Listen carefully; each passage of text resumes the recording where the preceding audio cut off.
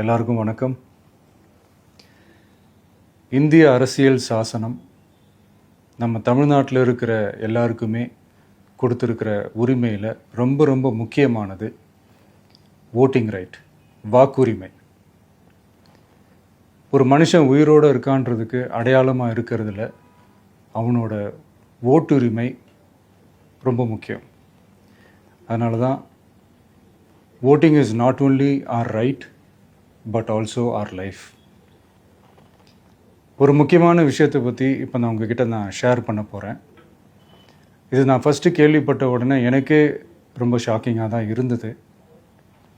இப்போ நான் பேசிகிட்டு இருக்கிற இந்த நேரத்தில் தமிழ்நாட்டில் இருக்கிற நம்ம யாருக்குமே ஓட்டு போடுற உரிமையே இல்லைன்னு சொன்னால் நம்புவீங்களா? நான் நீங்கள் உட்பட யாருக்குமே அது இல்லை. நான் பயமுறுத்துறேன்னு நினைக்காதீங்க, அதுதான் நிஜமும் கூட. கொஞ்சம் ஏமாந்தால் நம்மளை மாதிரியே இன்னும் லட்சக்கணக்கான பேருக்கும் இதே நிலைமை தான். ஓட்டு போடுற அந்த உரிமையே இல்லாத மாதிரி ஒரு நிலைமை வந்தாலும் வரலாம். இதுக்கு மெயின் ரீசன் அந்த எஸ்ஐஆர், ஸ்பெஷல் இன்டென்சிவ் ரிவிஷன், சிறப்பு தீவிர திருத்தம். இப்போது இந்த எஸ்ஐஆர் நம்ம தமிழ்நாட்டில் எப்படி ஒர்க் ஆக போகுது?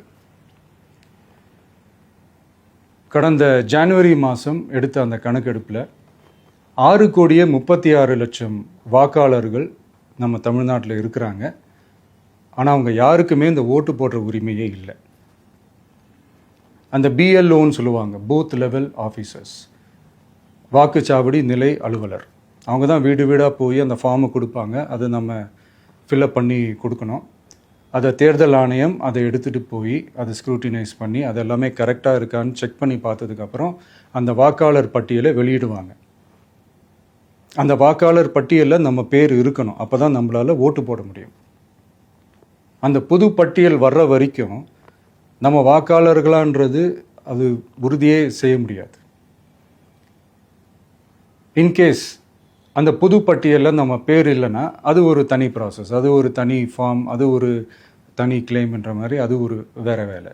ஸோ இந்த மாதிரி நிறைய சிரமங்கள் குழப்பங்கள் இருக்கிறதுனால மக்களுக்கு இது மேலே ஒரு கன்ஃபியூஷன் ஒன்று இருக்குது. இது என்ன வெரிஃபிகேஷனா இல்லை ஒரு மறைமுக ரீரெஜிஸ்ட்ரேஷனா இல்லை இது ஒரு நியூ ரெஜிஸ்ட்ரேஷன் மாதிரியே தானா அப்படின்ற மாதிரி நிறைய கன்ஃபியூஷன் இருக்குது.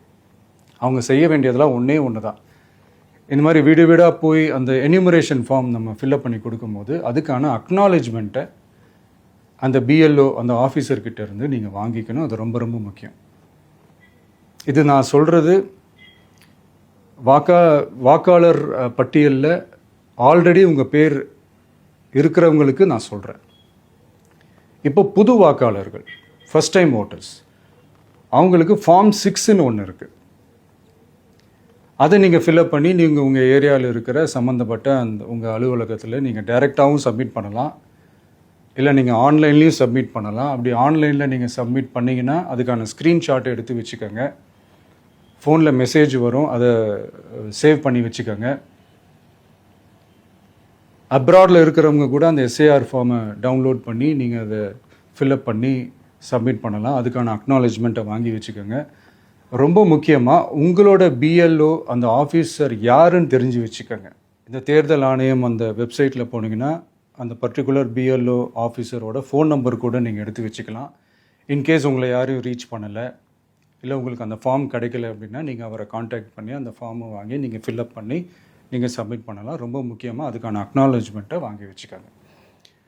இது எல்லாமே சரியாக செஞ்சாலும் இந்த எஸ்ஐஆர் மேலே சில டவுட்ஸ் இருக்குது.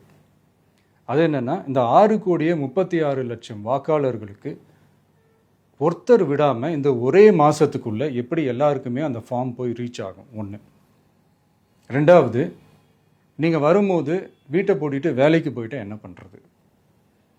இப்போ நீங்கள் வருவீங்கன்றதுக்காக வேலையெல்லாம் விட்டுட்டு வீட்டுக்குள்ளேயே உட்காந்துட்ருக்கணுமா? ஸோ இதில் மெயினாக பாதிக்கப்பட போகிறது உழைக்கிற மக்கள், ஏழைகள், வேலைக்கு போகிற பெண்கள். இவங்களுக்கு யார் கரெக்டான அந்த பதில் சொல்ல போகிறது? ஒரு நியாயமான எஸ்ஐஆர்னால் என்ன நடக்கணும்? இப்போது இறந்து போனவங்கள மார்க் பண்ணி அதுலேருந்து டிலீட் பண்ணணும். இப்போ போலி வாக்காளர்கள் இருந்தாங்கன்னா அவங்கள மார்க் பண்ணி டிலீட் பண்ணணும். இப்போ ஆல்ரெடி ஓட்டு இருக்கிறவங்களுக்கு எதுக்கு இந்த ரெஜிஸ்ட்ரேஷன் என்ற பேரில் இவ்வளவு குழப்பங்கள் அப்படின்றது தான் இங்கே கேள்வி. இப்போ புதுசாக வர வாக்காளர்களையோ இல்லை ஓட்டு இல்லாதவங்களையோ சேர்த்தா பத்தாதா? இப்போ ரீசெண்டாக நடந்த இப்போ எலெக்ஷன் 2021, 24 எப்படி எல்லாருமே ஓட்டு போட்டோம்? அதில் ஓட்டு போட்டவங்க கூட இப்போ புதுசாக ரெஜிஸ்டர் பண்ணணும்னா அது ஏன் அந்த கன்ஃபியூஷன் அப்படின்றதான் நாங்கள் கேட்குறோம். அதனால தான் நாங்கள் எஸ்ஐஆரை எதிர்க்கிறோம். இப்போ புதுசாக சில கம்ப்ளைண்ட்ஸ்லாம் வர ஆரம்பிக்குது. அது என்னென்னா முக்கியமாக நம்மளுடைய டிவிகே தோழர்களுக்கு அந்த ஃபார்ம் கிடைக்க மாட்டேங்குது, கொடுக்க மாட்டேன்றாங்க அப்படின்ற சில கம்ப்ளைண்ட்ஸ். இது யார் பண்ணுறாங்க அப்படின்றது நான் தான் சொல்லி தெரிய வேணும்னு ஒன்றும் அவசியம் இல்லை உங்களுக்கு. இப்போ இருக்கிற ஆட்சியாளர்கள் அவங்களுக்கு கைப்பாவையாக இருக்கக்கூடிய சில பேர் இதை செய்ய ஸ்டார்ட் பண்ணியிருக்கிறாங்க. அதனால் மைடியர் வர்ச்சுவல் வாரியர்ஸ், இதை சாதாரணமாக எடுத்துக்காதீங்க. இது எல்லாருக்குமே அந்த ஃபார்ம் போய் ரீச் ஆகணும். இதில் ரொம்ப உறுதியாக இருங்க. அதையும் மீறி உங்களுக்கு அந்த ஃபார்ம் கிடைக்கலன்னா இருக்கவே இருக்கும் ஆன்லைன். தேர்தல் ஆணையம் அந்த வெப்சைட்டில் போய் அந்த ஃபார்மை டவுன்லோட் பண்ணி நீங்கள் ஃபில்அப் பண்ணி சப்மிட் பண்ணலாம். உங்கள் வீட்டில் இருக்கிறவங்களுக்கு நீங்கள் செஞ்சு கொடுங்க, பக்கத்து வீட்டில் இருக்கிறவங்களுக்கு செஞ்சு கொடுங்க, தெரிஞ்சவங்களுக்கு, தெரியாதவங்களுக்கு, பழகினவங்களுக்கு, பழகாதவங்களுக்கு எல்லாருக்குமே நீங்கள் தயவு செஞ்சு கொடுங்க. அண்ட் ரொம்ப முக்கியமாக நம்ம ஜென்சி கிட்ஸ், நம்ம ஃபஸ்ட் டைம் ஓட்டர்ஸ், நம்ம புது வாக்காளர்கள், நம்ம நண்பா நண்பிகள், அவங்க ரொம்ப கேர்ஃபுல்லாக இருக்கணும். நான் ஆல்ரெடி சொன்ன மாதிரி உங்களுக்கான ஃபார்ம், அந்த ஃபார்ம் நம்பர் 6, அதை கரெக்டான டீட்டெயில்ஸோட கரெக்டான உங்கள் டாக்குமெண்ட்ஸை வச்சு அதை சப்மிட் பண்ணுங்கள். ஏன்னா வரப்போகிற தேர்தலில் நீங்கள் தான், அந்த ஜென்சி வாக்காளர்கள் தான் மிக முக்கியமான ஒரு ஃபோர்ஸ் அப்படின்றது எல்லாருக்குமே தெரிஞ்ச ஒரு விஷயம். அதனால் உங்களை டிஸ்டர்ப் பண்ணுறதுக்கு, உங்கள் பேரை அதில் இன்க்ளூட் பண்ணாமல் செய்கிறதுக்கு என்னென்ன வேலைகள் செய்யணுமோ, என்னென்ன தில்லுமுள்ளு வேலைகள் செய்யணுமோ எல்லாமே அவங்க செய்வாங்க. இது நமக்கு எல்லா திசையிலையும் எல்லா பிரச்சனைகள் கொடுத்துட்டு தானே இருக்கிறாங்க. அது டிஃபால்ட்டாக நடந்துட்டு தான் இருக்கும், அது ஒன்றும் பண்ண முடியாது. ஸோ அந்த மாதிரி ஓட்டு போடுற விஷயத்துலேயும் அவங்க என்ன மாறவா போகிறாங்க? இப்போ நான் சில மீட்டிங்ஸ்லலாம் ரிப்பீட்டடாக ஒரு விஷயம் நான் சொல்கிறேன்ல, 2 பேருக்கு நடுவில் தான் போட்டி அப்படின்ட்டு. அது மேடைக்கு மேடை அவங்க அதை ப்ரூவ் பண்ணிகிட்டு இருக்கிறாங்க. அதனால் தோழர்களே, வரப்போகிற தேர்தலில் நம்ம யாருன்னு காட்டணும், நம்ம பலம் என்னன்னு காட்டணும். அதுக்காக அந்த பலமான, அந்த பவர்ஃபுல்லான ஆயுதத்தை நம்ம கையில் எடுக்கணும். அந்த ஆயுதம் வேறு எதுவுமே இல்லை, ஓட்டு, வாக்கு, ஜனநாயகம். அது இருந்தால் தான் நம்ம அந்த வெற்றியை நோக்கியே நம்மளால் பயணிக்க முடியும். தமிழ்நாடே அந்த வாக்குச்சாவடி முன்னாடி திரண்டு நிற்கணும். அதை பார்த்துட்டு தமிழ்நாடே தமிழக வெற்றி கழகமா, இல்லை தமிழக வெற்றி கழகம் தான் தமிழ்நாடா அப்படின்ற மாதிரி இருக்கணும். வீடுன்னு ஒன்று இருந்தால் தான் ஓடு மாற்ற முடியும்னு அறிஞர் அண்ணா அவர்கள் சொல்லியிருக்கிறாங்க. அந்த மாதிரி ஓட்டுன்னு ஒன்று இருந்தால் தான் இந்த நாட்டையே காப்பாற்ற முடியும்.